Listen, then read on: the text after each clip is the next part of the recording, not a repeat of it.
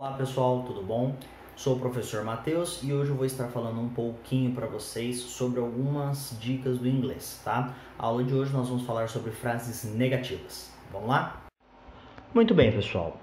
Antes de falarmos de frases negativas, precisamos entender a estrutura de uma frase, ok? Para ter uma frase, eu preciso de alguém e preciso de uma ação. O alguém é o sujeito, que vai ser eu, tu, ele, ela, aquilo, nós, vós ou eles. Esse é o sujeito que vai definir para quem é a frase. E eu preciso da ação da frase.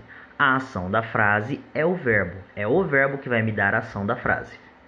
Então, independente se vai ser uma frase afirmativa, negativa ou interrogativa, eu sempre vou precisar do meu sujeito e do meu verbo. Sem sujeito e verbo, eu não tenho frase. Agora, para frases negativas, eu preciso de uma negação. E a negação é feita através do meu not, que, traduzindo para o português, seria o não. Até aqui, beleza? Agora que a coisa vai complicar um pouquinho. Nós temos os verbos to be e verbos modais, que seguem uma linha de conjugação, e nós temos os outros verbos, que seguem uma outra linha de conjugação. Hoje aqui não vamos mexer com os verbos modais, por eles serem bastante avançados para o momento, então vamos trabalhar apenas com o verbo to be, ok?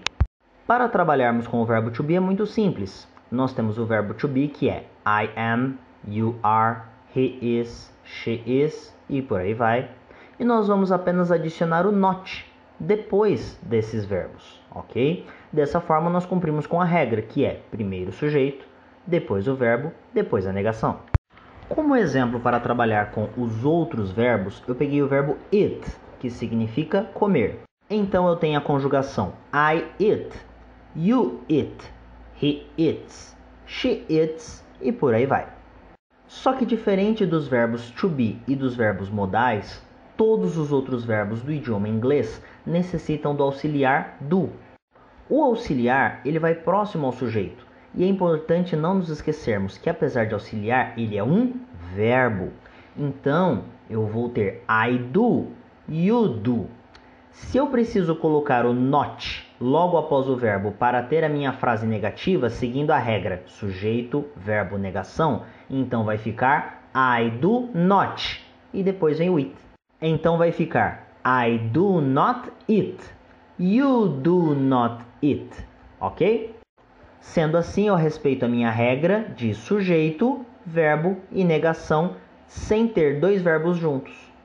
No caso do he, she, it, a conjugação é diferente, tá? A conjugação ela vai ser para o does, que é o verbo do, conjugado para he, she, it. E isso nós vamos ver em outro momento, tá ok? Lembrando então, regra geral, nós vamos utilizar apenas o not para o verbo to be, para os verbos modais. No caso vai ficar I am not, you are not, he is not, she is not e por aí vai. E nos outros verbos que não são o verbo to be e os verbos modais, ou seja, todos os outros verbos do inglês, nós vamos precisar do do. Então nós temos o sujeito, do not e o nosso verbo. Tá ok, galera? Muito obrigado, até a próxima.